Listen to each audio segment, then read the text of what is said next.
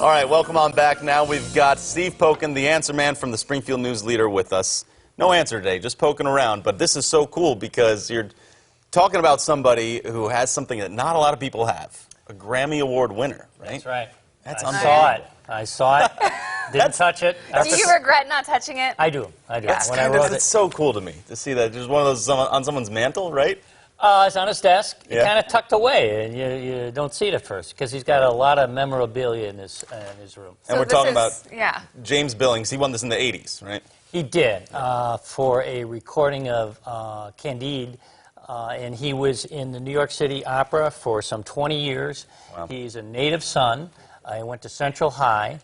And by the time he was in high school, he was an accomplished pianist, but he knew what he wanted to do. He wanted to sing professionally, and he went out and got a degree at Washington State in music, then he got a master's at Boston University. Yeah. And there's James with his wife, Judy, who was also a singer, and she was from Cincinnati. She went out to the East Coast to become, make her mark in opera singing. Really? That's where they met. He has performed with Beverly Sills, with Placido. There's the Grammy right there. There it is. Just what you think it would look like. So cool, though. Man. And he's, it's just unusual, at least to me, is that he's done so much. He was in his study. As a longtime newspaper reporter, I couldn't help but notice there was a copy of the front page of the New York Times hanging on the wall. Yeah. And on it was featured a profile of him. I think this was in the 1970s, because in the New York Times, and he performed in 2 different operas, 2 different roles on the same day. What? And that takes some serious skill. Yeah, that's so impressive. So, what's he like? How is he? Humble? Is he just kind of quiet, or? He's quiet. He's kind of slowed down. He's 87 years old. Right. They came back here in 1996.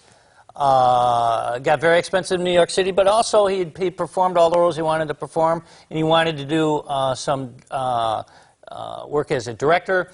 And so he and his wife ran the Springfield Regional Opera for several years, and they enjoyed that.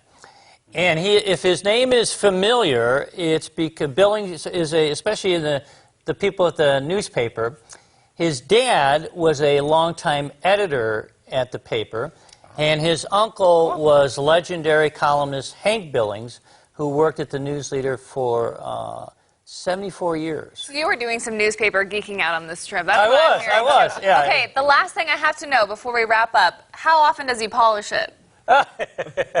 It looked polished. I don't know if he brings somebody in. I offered. I said, I'm free like every Saturday morning. And he said, get your paws off. All right, Steve. You can read all about it in today's edition of the Springfield News Leader. Thank you so much for joining us this morning. You're very welcome.